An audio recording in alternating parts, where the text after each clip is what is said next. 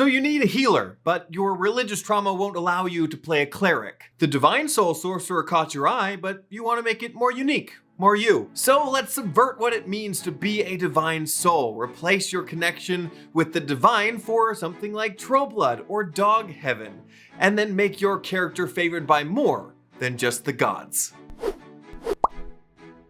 Hello Acolytes, welcome to the Cleric Corner. My name is Riker, and here we talk about all things Dungeons & Dragons, tapping into our higher powers to create worlds more unique and stories more impactful. In Dungeons & Dragons 5th edition, Divine Soul Sorcerers are either blessed by a god or birthed by one. As this sorcerer, you have the amazing ability to tap into the cleric spell list, expanding your horizons and your options, as well as a favored by the gods dice that you can add to your ability saving throws or your attack rolls. You can also re-roll healing dice to make your healing magic more effective, and then in later levels, be able to sprout wings and fly. And then lastly, you get the ability to heal yourself up to half of your hit point maximum when you get too low. But just like as we do on this channel, we're going to take the flavor text of this subclass, throw it out the window, and give the gods a day off. What other concepts can we reflavor the Divine Sorcerer to be?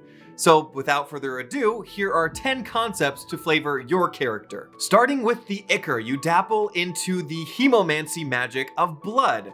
In practice, maybe witchcraft or voodoo alongside it. When you heal yourself or others, it takes the form of coagulation or physically healing faster. You may also use methods like the Four Humors or bloodletting, a form of archaic and medieval type medicine. Your favored by the gods ability would be like an adrenaline rush, and your wings would be blood wings or the Viking style blood eagle. Or you could blood bend and give yourself your own vitality increase. You could heal your allies at a price, demanding to take some of their blood in exchange for healing them.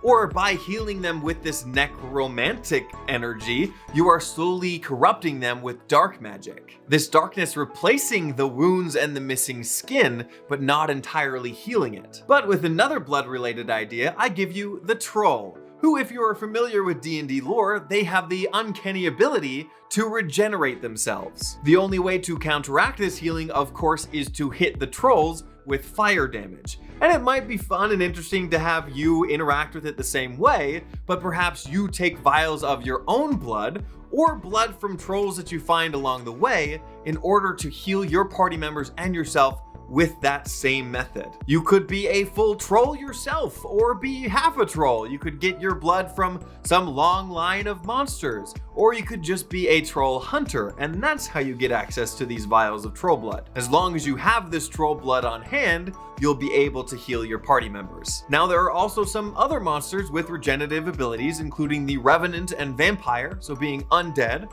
Perhaps your lineage also comes from an undead one, or you somehow have the blood of them. But speaking of vials and potions, there are also a ton of alternative methods to healing just in this real world. So with the alternative Soul Sorcerer, we get to look at things like essential oils, healing stones, and meditation. You also have Reiki, acupuncture, or hypnosis.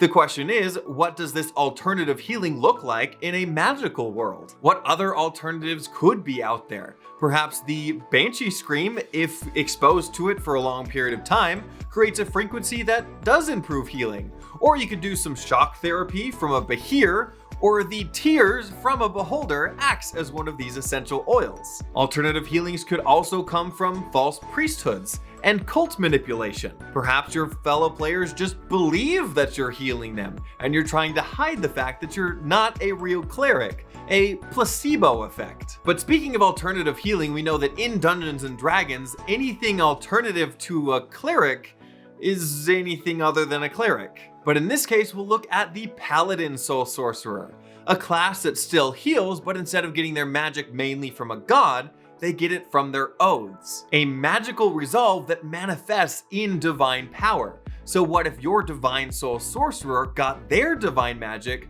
from a similar promise to themselves? But who said paladins that make oaths have to wield a sword? Perhaps this paladin, when they made their oath, they thought that in order to accomplish their goal, they would be better off with a full arsenal of spellcasting. So be a vengeance or conquest or redemption sorcerer, or make an oath entirely your own. But on that same thread though, just think about how other classes or subclasses get their healing and apply it here. Perhaps your soul sorcerer gets their magic like the bard's healing does, or like the druid's healing from nature. Or you can get it from a pact and a patron like the celestial warlock. But even though you have access to the cleric spell list, doesn't mean that you have to invest all of your spell slots in healing magic. With the undead soul sorcerer, you get all of the bad kind of necromancy. Instead of your soul coming from the upper planes or where the gods live, they come from the lower planes or the Shadowfell. Or you just have a talent for the unlife, and you take spells like inflict wounds, animate dead, or harm. Perhaps your soul did come straight from a god, but in this case, an evil one, and you're favored by the god's ability, in fact doesn't come from the knowledge of the gods, but knowledge of the past lives or the ghosts that still haunt you. And your healing magic could honestly be reflavored to more of an undead fortitude that a lot of the monster stat blocks get. But if necromancy isn't your thing, what about divination? With the diviner, you trade out your healing magic for ones that help you see the future. Spells like augury or clairvoyance or scrying.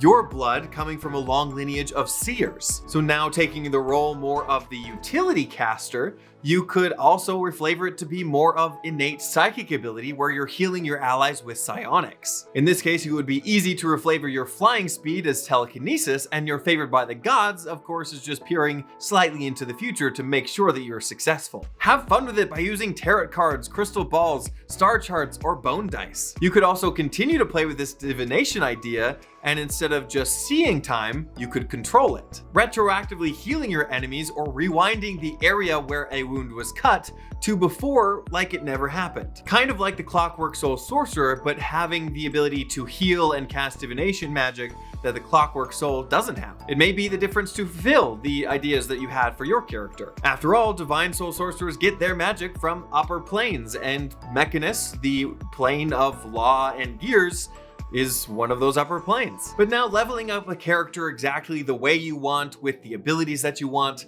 can be understandably hard. Sometimes mechanics even can get in the way of storytelling or the narrative that you want to tell, even with reflavoring. So if you missed it, last week I actually came out with an article/supplement that I'm really actually proud of that helps us change our approach to character progression and allow it to be more narratively satisfying. Instead of your subclass informing how your character progresses, the choices that the character makes instead determines their subclass. You can check out the video on my channel or check out the PDF on my website, linked below. But getting back to it, let's say that your soul does come from where the gods live, but instead of where the people go, what about animals? With the all dogs go to heaven, if you know D&D lore, there's a heaven for all animals called the Beastlands. Humanoids actually lucky enough to go to this plane for their afterlife changes into an animal when they enter. So your divine magic's still divine, but at later levels when you get wings, they aren't angel, but they could be bat or eagle. Perhaps even every time that you summon your wings, it could be from a different animal. Gods in this plane are called beast lords instead of gods,